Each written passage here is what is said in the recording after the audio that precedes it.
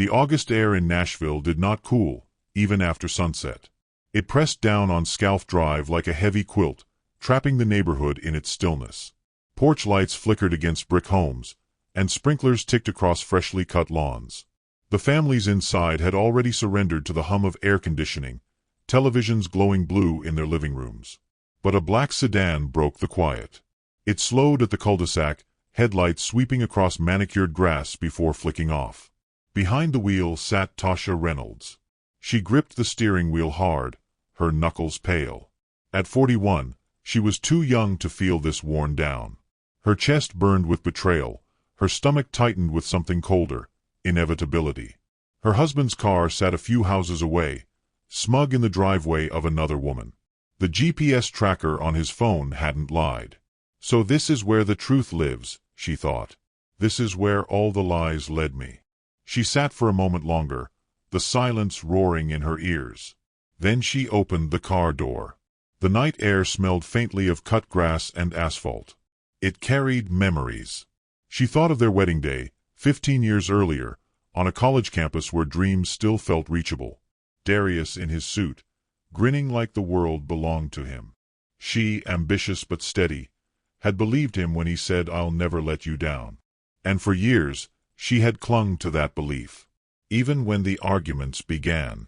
Even when bills piled up and promises went unpaid. Even when whispers followed him out of bars and family parties. Tasha told herself she stayed for the children. For stability. For love that might still be salvaged. But suspicion grew like ivy, choking out the last bits of trust. The memories flickered in her mind as she walked toward the porch. The messages that had appeared when she borrowed his car. "Last night was amazing. Can't wait to see you again, red hearts." The sender saved under Marcus. The barbecue where he'd disappeared, returning smelling of cologne, shirt crooked, cousin smirking. Saw him outside talking to some young thing in a red car. Looked real cozy.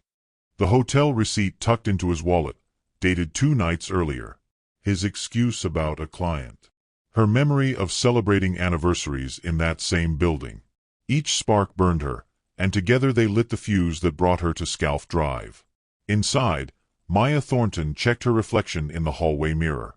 33 years old, confident to outsiders, but inside, she was restless. She had played this role before, the other woman, the whispered promise. "You're different. I'll leave her for you." Always the same lines, always the same ending. Disappointment. But with Darius, she wanted to believe. She wanted to think this time is different. The doorbell rang. Her phone buzzed. The security camera showed Tasha Reynolds on her porch, fists clenched, face like stone. Maya's heart lurched. "Open the door, Maya." Tasha's voice rang sharp through the humid night. Maya's thumb hovered over the intercom. "You need to leave," she managed. "He's not here. Don't lie to me. His car is here. I'm not stupid." The heat between them rose with each word. Neighbors stirred behind curtains. "Go home, Tasha." Maya's voice shook. "This is not the time." Tasha slammed her palm against the door. "You think you can steal my husband? You think you can destroy my family? You don't know the truth." "I know enough." Her hand shoved hard at the storm door.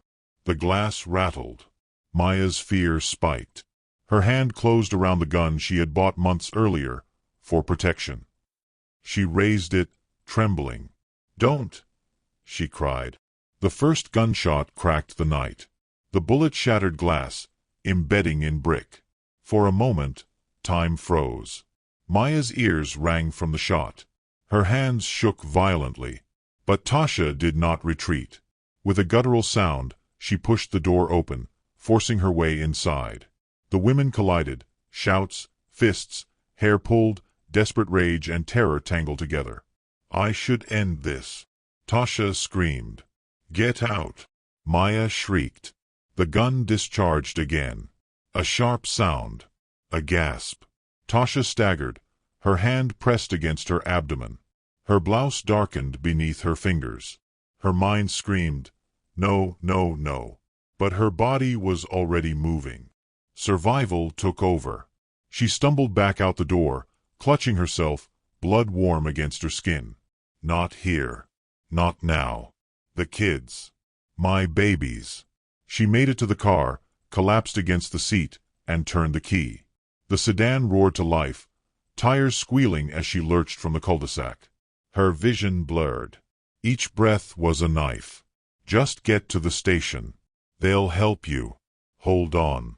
Moments later, she screeched to a halt outside the Madison precinct. The horn blared as she slumped against the wheel. Officers poured out, weapons raised until they saw the blood. I need to tell you. She shot me, she whispered. Her head dropped against the steering wheel. She never woke again. On Scalf Drive, officers found Maya Thornton trembling, the gun still in her hand.